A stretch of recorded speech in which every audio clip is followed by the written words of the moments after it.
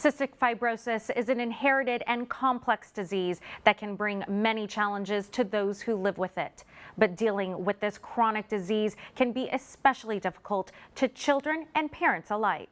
That's the case for 11-year-old Kailee Phan. She's a high-spirited little girl who battles cystic fibrosis, or CF, daily, including having a smaller than average stature for a child her age. But thanks to the pediatric specialists at community medical centers, Kailee is receiving the best care to help her continue living a thriving childhood. Are you a young lady? It's been more than 8 years since Kailee Phan first met pediatric pulmonologist Dr. John Mua. She was referred to see him after her pediatrician noticed she wasn't growing as expected for a child her age. She underwent a sweat test to measure the amount of chloride in her sweat. She tested positive and was diagnosed with cystic fibrosis.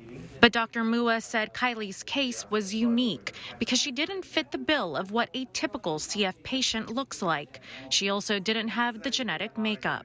Even on her genetic study, she does not have the normal genetics. She's got the poly-Ts and the TGs and no definitive disease-causing mutations. Yet, she's got the positive sweat tests. Kailee's father says when they received the CF diagnosis, their family was crushed.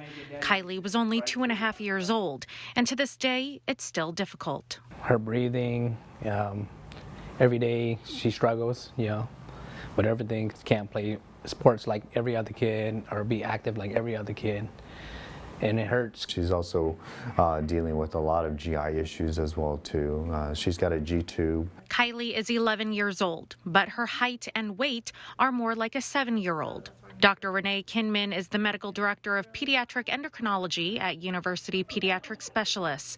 Kailee was referred to see her to get a handle on her stunted growth. Kids with CF tend to be shorter, and they tend to have delayed puberty. So, And why is that? The reason they tend to be shorter is, if you think about it, first of all, they can't absorb food as well. And then second of all, they tend to use more calories breathing, and so you have less calories left to grow. Human growth hormone is one of the treatments Kailee receives to help her grow. And while treatments have been successful for Kailee, Dr. Kinman says growth hormone injections can be complicated.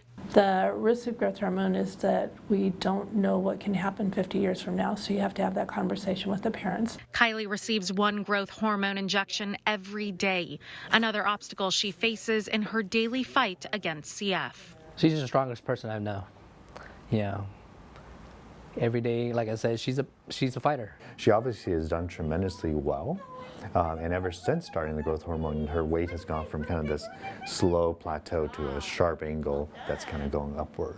Dr. Mua says Kailee's prognosis with her growth and CF are positive, and that's due in part to the multidisciplinary care she's received from the pediatric specialists at Community who collaborate daily, especially with complex cases like Kailee's. That's kind of the key to what we have here, and that's the beauty of what we do, is that, I can call Dr. Kim and say, hey, Dr. Kim, can you come see this kid? Because I think there's something else going on out there. And she'll actually run across and just come and look at and see the patient with me. Sok says he's grateful Kailee is cared for by physicians and a team who are compassionate about ensuring his daughter lives her best life. Thanks for being part of her family. It's heartwarming.